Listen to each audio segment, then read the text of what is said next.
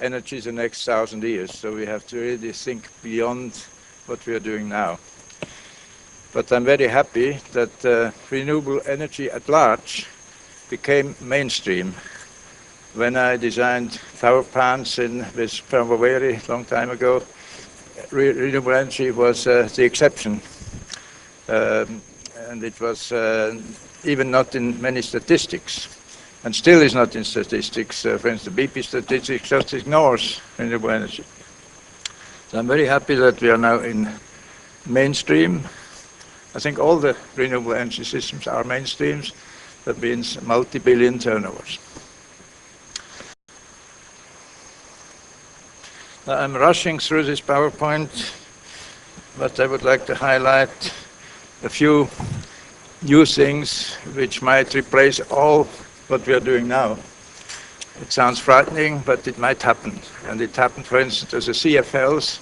CFLs were the efficient lights, efficient lamps. Now they are prohibited by law because they contain mercury, and now we are in a new area of lighting. And with such speed, technologies could change. Now this graph shows our problem.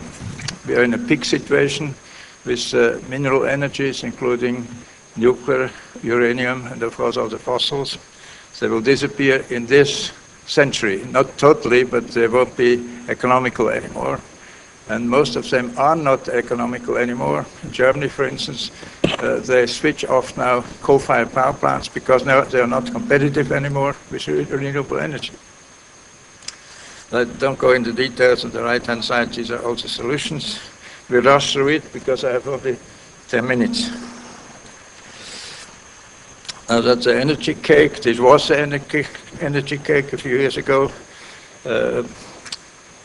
characterized by the National Energy Agency, which was always very much in favor of fossil fuels, as you know, and they always underestimated renewables. In this case, they show only about 14%. We are over 20% already. Now that's the trend. Up to 2050, we have increasing energy demand, of course, growing population, better standard of living. We have decreasing mineral resources, all of them. And the resultant curve is the green power, the green energy, or the renewable energy curve. If you translate the growth, which is very conservative here with 5%, if you translate this growth into investment into renewable energy systems, it will amount to about the world defense budget, which is 1.5, 1.7 trillion US dollars. That's our task. Sorry. Now this graph is very important. You see again that all the fossil fuels, all the conventional energies are going to disappear because they're finite. So we need a replacement of these finite resources. And that's the task of this conference, I think. So we need fuel replacements because 80%, as most of you know, 80% of our energy are fuels, mostly fossil fuels. They all have to be replaced. So we need a fuel replacement, and of course much more electricity, which is now about 20% of total energy worldwide. And we need a rapid growth of electric production with all these nice systems we discussed this week. The fuel replacement, some people would like to replace it by hydrogen. Others talk about biogas, but George Olah, you'll see a picture afterwards, the Nobel Prize laureate of California, predicted that methanol will be the clean fuel of the future, the universal fuel. Now that's a list of all the solutions. You don't go through the details, you know all of them. This was presented first time in Bonn, at the summit there in Bonn with Chancellor Schröder, and still about the same proportions. But the most important line down there is novel energy technologies. And this is next 1,000 years. So technology is the only solution, not politics, not talks in Paris. It's only technology which become competitive and become mainstream.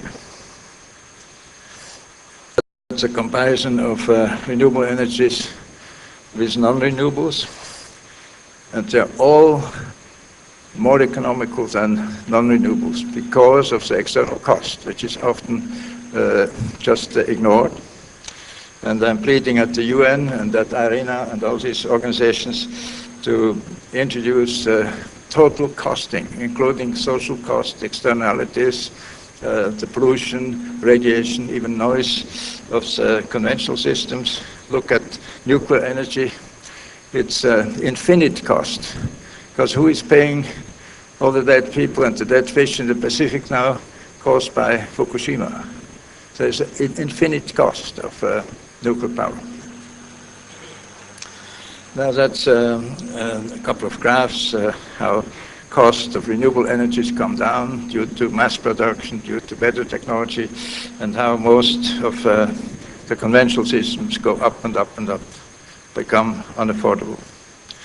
Now this is very briefly the solution of George Orwell, methane, methanol, the fuel of the future, which is not only a fuel, it's the base feedstock for the chemical industry, for plastics, for all the organic chemistry. I don't go too much in detail. You can see a website on this, but this is a history of energy, of the fuels in the eyes of George Orwell. Originally wood, we are back in biomass still, it's still an important role. Coal, which should be prohibited, it's going out. England took the lead, Maggie Thatcher prohibited virtually the coal-powered plants. Then, of course, oil, which is coming to an end, and then methanol as the fuel of the future, made from organic waste, not from coal. China is the main producer now from coal. 50% of world production of methanol is in China from coal, because it can be done from organic waste. Though I don't go into these details, you see the complexity of the petroleum age with all the different petroleum products, dozens of them, different jet fuels, different gasolines, diesel oil and so on. This will all be replaced, according to Orwell, by methanol. All right, these are applications of methanol. Fuel cells, direct methanol fuel cells were developed already. There's another system, a thermal PV system, and of course combustion still can be done, which is not very efficient. Some examples how it could be used. This is an overview of the fuel age. On the left side, what we are doing now, all fossil fuels, 99%.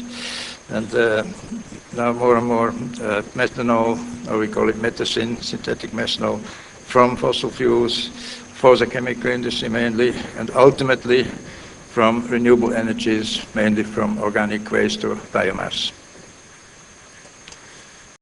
This is how waste management is done now, and the fourth generation, landfills, incineration, methanization. All these three generations were not profitable, all had to be subsidized, and methanol is profitable because you can sell it at 40 US cents per kilogram, which makes it very profitable. Okay, that's a classification of waste. I don't go into details, that's how it's done. I would like to mention a process plant in Edmonton, Canada, of city size, the whole city waste of Edmonton, the capital of Alberta, is processed now to become methanol, and from methanol you could produce ethanol as well. That's a fuel comparison. You see hydrogen is the most expensive, methanol the cheapest, and all the fossil fuels in between. So my appeal to all the planners, also in India, I know many incineration plants are planned. In Germany we have only incineration plants, in Switzerland as well, can't be replaced because they have to be amortized over 20, 30 years. But please stop building incineration plants, use the waste, the organic waste for methanol, and of course metals and so on for recycling to make new metals, because also the resources, metal resources are coming to an end very soon. So that's a comparison. Okay, now hydropower, just briefly. That's a mainstream since a long time. It's profitable, it's clean, and in Switzerland we have 60% of our electricity is made from hydropower. I don't go into detail, everybody knows it. Then geothermal energy, unfortunately underestimated in India, very important in the States, Philippines, New Zealand. It's the main electricity source. And you should really consider it, and I understand that in the next meeting next year we'll have a special session on geothermal energy. Okay, now wind, okay, I shouldn't go into details here. We know that we have improved technology with gearless machines.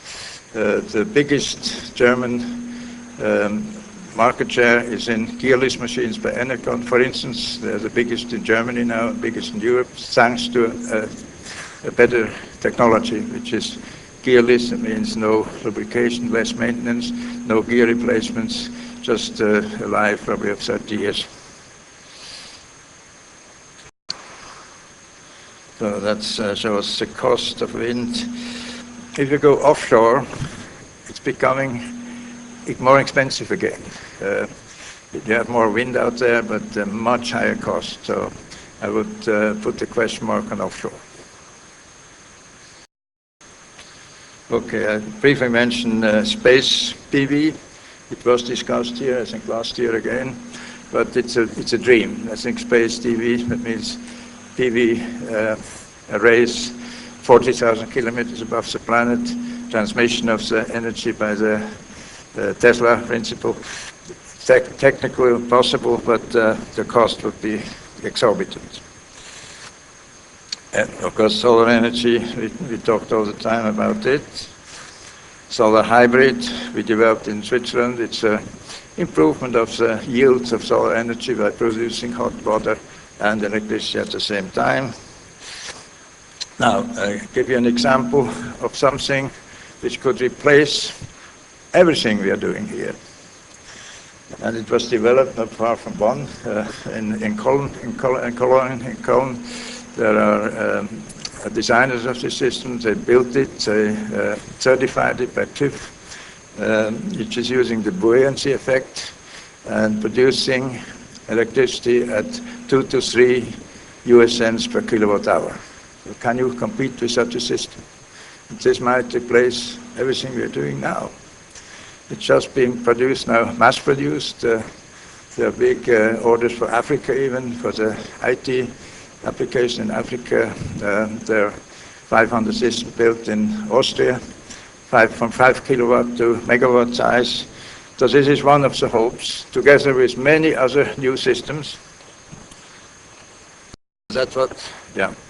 So that's a hope for the next 1,000 years, that we invent and produce, mass-produce new energy systems which don't need any inputs and with a long life and low maintenance cost. So that's just one example. Cold fusion is coming back. This is also hope. And many other things are in the laboratories which might solve the problem for long term, becoming mainstream, becoming more competitive than anything we do up to now. Okay, now the tools. I just mentioned one very important tool, and I invite you again to join this committee. That's the ISO TC 203, Technical Energy Systems. India is not very active yet in this committee. This committee is producing standards to make energy systems comparable, to analyze energy systems, make them comparable. They prepared a complete energy statistics, which is missing. There's no complete energy statistics. Even IEA or UN or EU have no complete energy statistics, underestimating renewable energies usually. So please join this TC 203. ISO is in Geneva, but you can apply through the National Standards Association. That's my plea. These are examples. Of course, you know ISO quality management, environmental management, and so on and so on. And IEC for the electric side. Just one word about electric mobility. I think China is now the leader in this field. They have over 100 million electric bikes on the roads every day, 100,000 electric cars on the roads every day, 30,000 electric buses, quiet, clean, unless they use coal energy, of course. They should use power from the coal-fired power plants. So that's the future. I think electric mobility is the future. Of course, the battery technology is improving all the time. I hope India is getting more involved in battery production. That's a comparison of the efficiency in the mobility sector. And this is a website you might want to write down, which contains all the information I'm presenting here, much more, and with newsletters. Yeah. Sure, no, that's the end. So if you want to write down this website, this gives you information about all the solutions, including novel energy, including standardization, etc., etc. Thank you.